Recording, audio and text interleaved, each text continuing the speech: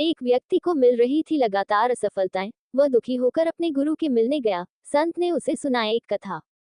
किसी भी प्रलोभन में फंसकर रुकना नहीं चाहिए। महाभारत। श्री कृष्ण ने अर्जुन को समझाया, अहंकार से बचना चाहिए, कभी भी दूसरों को कमजोर न समझें। राजा प्रजा में से किसी को अपना उत्तराधिकारी बनाना चाहता था।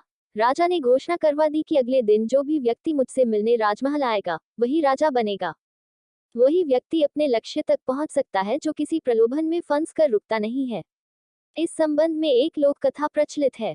कथा के अनुसार पुराने समय में एक राजा की कोई संतान नहीं थी। वह बूढ़ा हो गया तो इस बात की चिंता होने लगी कि मेरे बाद इस राज्य को कौन संभालेगा। राजा ने अपने गुरु से पूछा, इस समस्या का हल पूछा।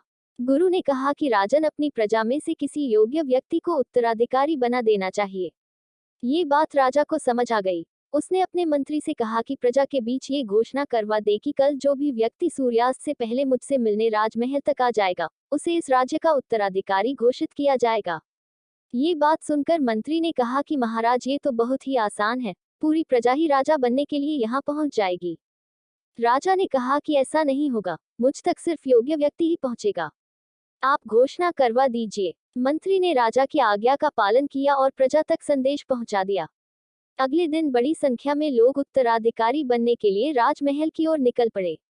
महल के बाहर राजा ने एक बड़े मेले का आयोजन किया था।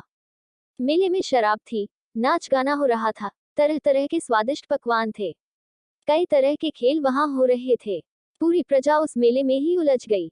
अपनी अपनी पसंद के हिसाब से लोग मजा लेने लगे। सभी ये बात भूल गए कि उन्हें राजा से मिलने जाना है। तभी वहां एक युवक ऐसा आया जो इन प्रलोभनों में नहीं फंसा। उसे सिर्फ अपने लक्ष्य तक पहुंचना था। वह सीधे राजमहल की ओर चल दिया।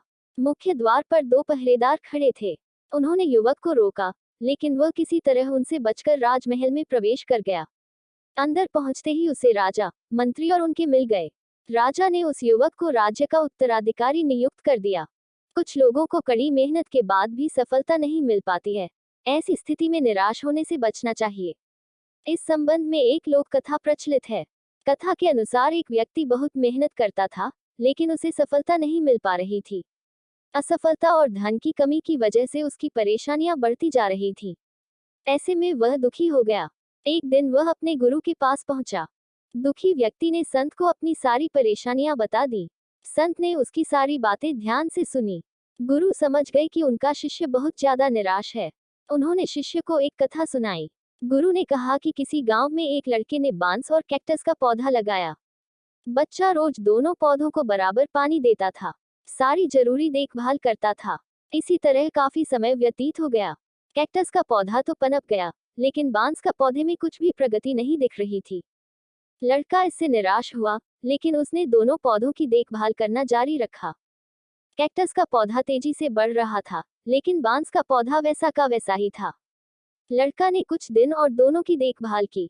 अब बांस के पौधे में थोड़ी सी उन्नति दिखाई दी। लड़का खुश हो गया। इसी तरह कुछ और दिन निकल गए। अब बांस का पौधा बहुत तेजी से बढ़ रहा था। कैक्टस का पौधा छोटा रह गया। संत ने शिष्य से कहा कि इस कथा की सीख यह है कि बांस का पौधा पहले अपनी जड़ें मजबूत कर रहा था, इसलिए उसकी शुरुआत बहुत धीरे धीरे हुई। लड़का इससे निराश नहीं हुआ और उसने देखभाल जारी रखी। जब उसकी जड़ें मजबूत हो गई तो वह तेजी से बढ़ने लगा। ठीक इसी तरह हमारे साथ भी होता है। कभी कभी हमें भी कड़ी मेहनत करनी पड़ती है, लेकिन फल देरी से मिलता है। ऐसी स्थिति में मेहनत करते रहना चाहिए, निराश होने से बचें।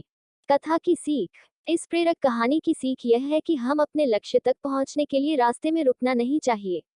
सफलता मिलने तक हमें आगे बढ़ते रहना चाहिए।